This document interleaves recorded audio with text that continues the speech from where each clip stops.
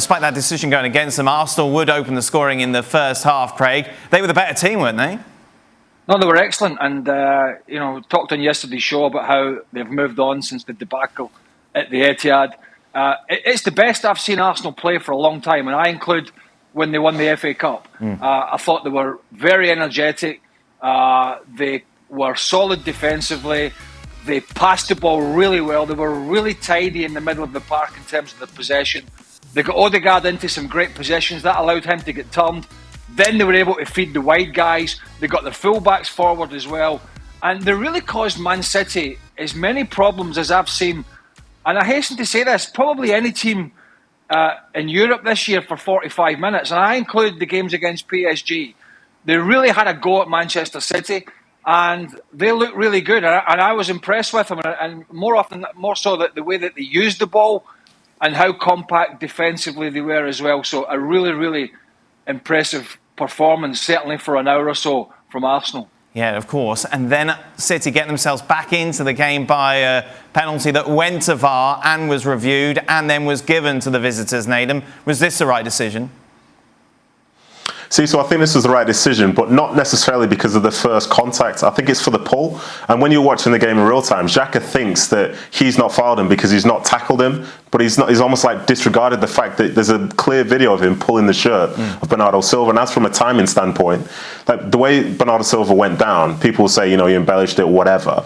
That for me, that's winning a penalty, and the timing of it coming after the shirt's been pulled basically left the video assistant referee with no other choice but to say, well, this is an offence. And then when the referee goes and looks at it, it's very hard to ignore something that's that obvious. And I think for some, they were upset about whether they thought it was the first contact after Bernardo Silva cut on the outside.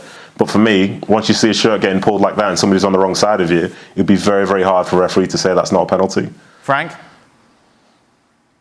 Yeah, I agree with Nedum. I think there is two fouls from Xhaka. The one is the leg. Even if he doesn't tackle, he put his leg when the ball is already gone, and his leg is between Bernardo Silva and the ball, and he touches Bernardo Silva. On top of it, there is a pull. There is a clear penalty. I think Xhaka has to stop that. I mean, he can be a very good player. He's very dedicated to the club and the team that he plays for, but he makes silly mistakes. With the experience that he has, he should let him go. Open the door a little bit to put him on the close side, but don't make those silly don't pull the shirt. Everybody's going to see it.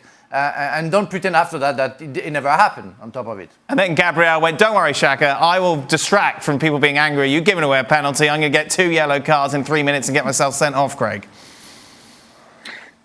Yeah, well, obviously, he got the first yellow card, and then, obviously, he knows his situation. I have to say, it was an absolutely brilliant first touch from Jesus on the chest to take it away from him. Oof. But as Nedum and Frank will tell you, as two defenders, then you've got to make a decision when you're on a yellow card. If you're going to go charging into the back of somebody or towards the back of somebody, you have to be aware that you're not going to be clumsy and clatter into them, particularly when you're on a yellow card. So he's guilty of that, and so deserved to go. Which is a shame for the game in a sense, because it meant it was just total domination from Manchester City in terms of possession. Obviously, it took them a while to get the goal, but yeah, that was another. And listen, we've seen Gabriel do these things before. We've seen Xhaka do these things many, many times. This is ill-discipline, particularly from Xhaka. And I agree with the boys. I don't know why there's been so much debate floating around about whether it was a penalty or not, because there was a lazy leg and a clear shirt pull, which showed again in replays. So yeah, Arsenal, I don't think most Arsenal fans are grumbling about the shirt pull or Bernardo Silva going down too easily. Maybe they are. But I think most of the grumbles I've sort of seen or came across have been that why wasn't the VAR official in that day, who's a new guy, why didn't he tell the referee to go and look at the first penalty to have some consistency in decision making? I think that would be a gripe Arsenal fans might have, more than the actual incident involving Xhaka and Bernardo Silva. And I think the gripe they have as well, Nedum, that you take a look at the 90 minutes and they're kind of the architects of their own downfall. Yeah, 100%. I think a lot of people, as Craig said there, this is probably the best that they've seen Arsenal play in such a long time. They look really good. I thought they pressed City well. I thought they moved the ball well. And more impressively for me, defensively, they looked really solid. They really weren't giving much to City at all, who was struggling to be getting in behind them.